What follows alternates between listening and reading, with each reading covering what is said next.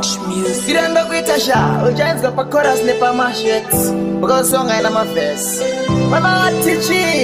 Changona kumawa kowega pepe muruto. Yeah, Zuva parno puta, parno dokai. Niwe ure mumo ya mango.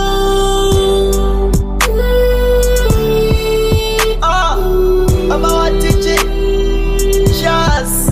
Moyo wangu wakatora mara kunge upua kuroma. Love yako inoshamisa sengoma. Manobagara nirindega nchikutoma. Loza mara nafunga unoshandisa shitoma. Naka kunyora mumoyo kungetsamba. Sako wabahira nibopenda kuramba.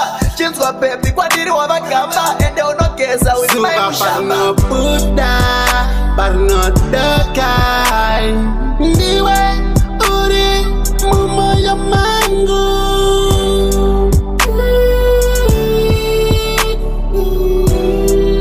Baby wangu uyakuno ande kwa tete kana kwa tete kuru dibate ruoko fanika enduru unonipa chieta fanika kenduru dosaka mu life na kupa menturu unonipa chieta batupete cheva tendi dosaka pando na iskwa ne mamwe kuti ndikusie ndisingambo endi ne kuti ndinokuda Zuva parno puta, parno dokai.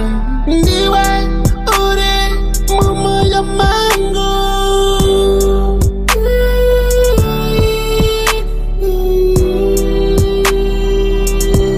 Ninoda kukutora ndo yenda newe. Kutese hamatang, waone mdiwa wangu. Ini handi tangwe, kana uripo. Handi fare, kana usipo. Zuva parno puta, parno dokai. Niwe uri mumo ya mango. Mama watichi. Shaz. Moyo wangu wakatora mara kunge upua kuroma. Love yako inoshamisa sengoma. Manobagara nirindega nchikutoma. Loza mara nafunga unoshandisa shitoma. Naka kunyora mumoyo kungetsamba. Sako wabahira nibopenda kuramba. Chinzwa pepi kwa diri wabagamba. Ende unogeza uzimayi Zuva mushamba. parno puta, parno dokai. Niwe uri mumo ya mango.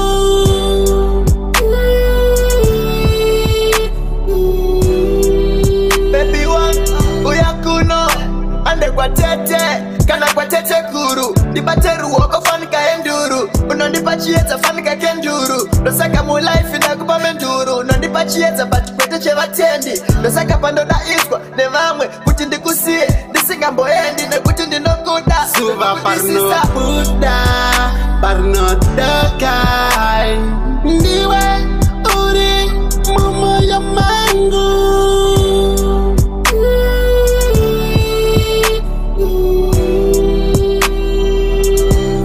Zuva parno puta, parno dokai.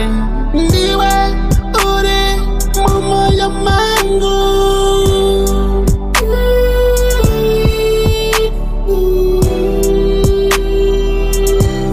Zuva parno puta, parno dokai. Niwe